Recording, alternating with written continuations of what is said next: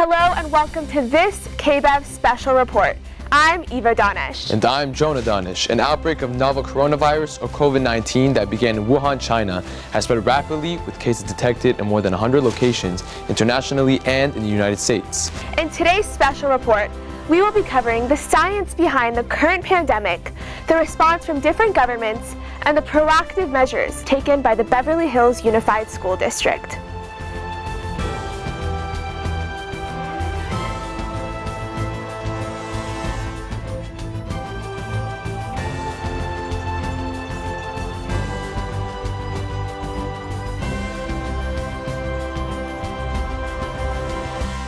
Coronaviruses are a large group of viruses that are common among animals. In rare cases, they're what scientists call zoonotic, meaning that they can be transmitted from animals to humans, according to the CDC. COVID-19 is a variation of the virus that originated in Wuhan, China. People believe that the source is from a food market that sold bats infected with the virus. SARS, COVID-19, and MERS are all types of the coronavirus family. They all have receptors on their exterior that resemble crowns, or corona in Latin. The danger of this virus is that it is very transmittable. Because there is little to no pre-existing immunity against the new virus, it can spread worldwide. The virus typically causes flu-like symptoms, but some patients with health conditions can also develop a severe case of pneumonia. Some symptoms include a cough, sore throat, body aches, and fever. Some people get sicker than others, but no matter how bad one may feel, it is important to not go out and spread the virus. With the mass outbreak, countries and cities are fighting to keep their residents safe and healthy. Countries including China and Italy are especially feeling the effects of the virus. The large populations being affected make quarantine methods challenging, overpopulate hospitals, and outweigh the number of medical professionals available. On a more positive note, over 70,000 people have recovered from this disease. Although scientists and doctors are not completely sure what is causing this recovery, we are slowly uncovering new methods to keep our communities virus-free. The rise in confirmed cases in California has prompted unprecedented closures here and around the nation. Just days ago, Governor Gavin Newsom announced that gatherings of more than 250 people should be canceled, and that, quote, smaller gatherings can proceed if organizers implement 6 feet of social distancing. Sports have also seemingly shut down, with the NBA, NHL, MLB, MLS, and NFL postponing their seasons and other events, and the NCAA's March Madness tournament being fully canceled, which has caused a loss of over $1 billion for the NCAA alone. Local attractions like Disneyland and Universal Studios have also closed their doors until at least the end of the month. And Wall Street has had a record loss as fears intensified over the economic fallout from the pandemic, with the Dow Jones falling by 10% and NASDAQ and the S&P 500 both down by 9%. This has been the worst point drop ever for the Dow, and its worst performance since the market crash in 1987. Over the past few months, the White House has issued drastic travel restrictions, has imposed mandatory quarantines in efforts to contain the virus. In a presidential address this past Wednesday, Trump announced a travel ban similar to the bans imposed in January and February on China and Iran. After consulting with our top government health professionals, I have decided to take several strong but necessary actions to protect the health and well-being of all Americans. To keep new cases from entering our shores, we will be suspending all travel from Europe to the United States for the next 30 days. The new rules will go into effect Friday at midnight. These restrictions will be adjusted subject to conditions on the ground. The latest restriction lasts 30 days and bars entry to non-U.S. citizens or permanent residents who have been in one of 26 European nations. Now let's send to Eva for how our school district has responded to this pandemic. As of March 12th, there have been no known cases of COVID-19 in BHUSD. However, out of an abundance of caution, the district has decided to shut down all campuses until at least Sunday, April 5th, and suspend all athletic events, field trips, performances, conferences, and gatherings. During that time, there will be a thorough cleaning of all schools. This is following the lead of numerous universities, as well as private and public schools in Southern California, who are choosing to take proactive measures instead of reactive measures.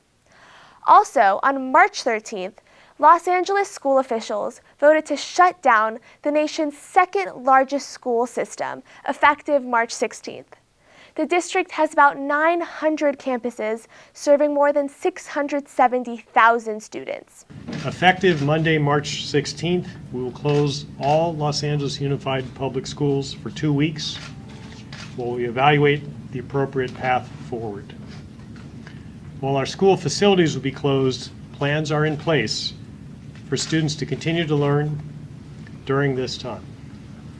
And we will open 40 family resource centers throughout the community we serve to continue to provide care for children if families need it. Any BHUSD student that receives a district-provided lunch can continue to receive lunches at Horace Mann Elementary School starting Monday, March 23rd between 10:30 and 12 p.m. through the Hamill Drive Auditorium Gate.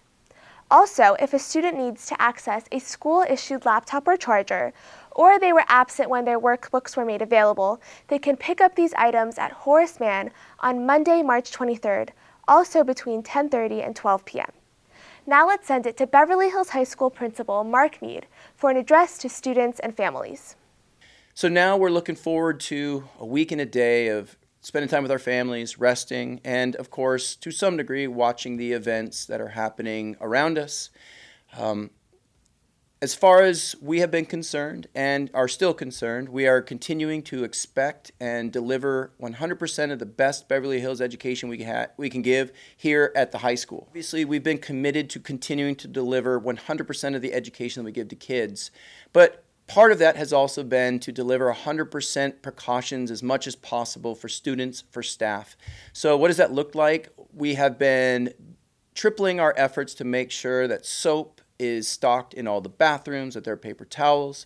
Also, in the last few weeks, you would have seen Purell stations up all over school, which have remained by and large completely stocked and available. I certainly know that I've been through many a hallway and I have checked them repeatedly. We've also, as a school, I think you can see it, stopped shaking hands. There's been a little foot shake that some people are doing. I've seen some elbow bumps, so people are being cautious. And so those are some things that we've done. And I can also say that as a district and certainly as a site leadership team, we have understandably been given a lot of feedback from families and students, occasionally about concerns. And I think I can honestly say we've hunted every single concern down to the individual. We've spoken with compassion to every individual and double-checked their health and made decisions on that. So I think we have certainly taken every precaution to look at every student, every situation, and make sure that all circumstances are considered for the health of the school. And I think we've done a pretty good job of that. BHUSD spring break was scheduled from March 13th to March 23rd. From March 24th to when students return to school, teachers and students will collaborate on home and remote learning. Teachers will communicate to their students via BHUSD Gmail by the morning of Tuesday, March 24th, with the expectations for that week. 3rd through 12th graders will get work assigned by each of their teachers at the beginning of the week and will turn in their work electronically via email or Google Classroom by the end of the week. All teachers will be able to answer questions regarding instruction and provide technological assistance via email during the regular working hours. With all that information, it is important to remember to take personal steps to protect yourself and others.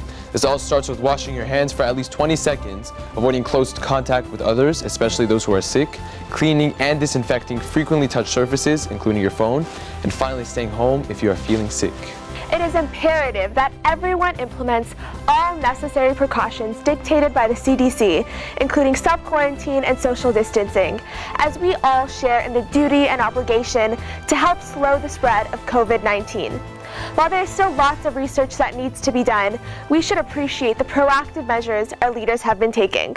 We wish for everyone to stay safe and healthy. I'm Jonah Danesh. And I'm Eva Danesh. Thank you for watching, and we will see you next time.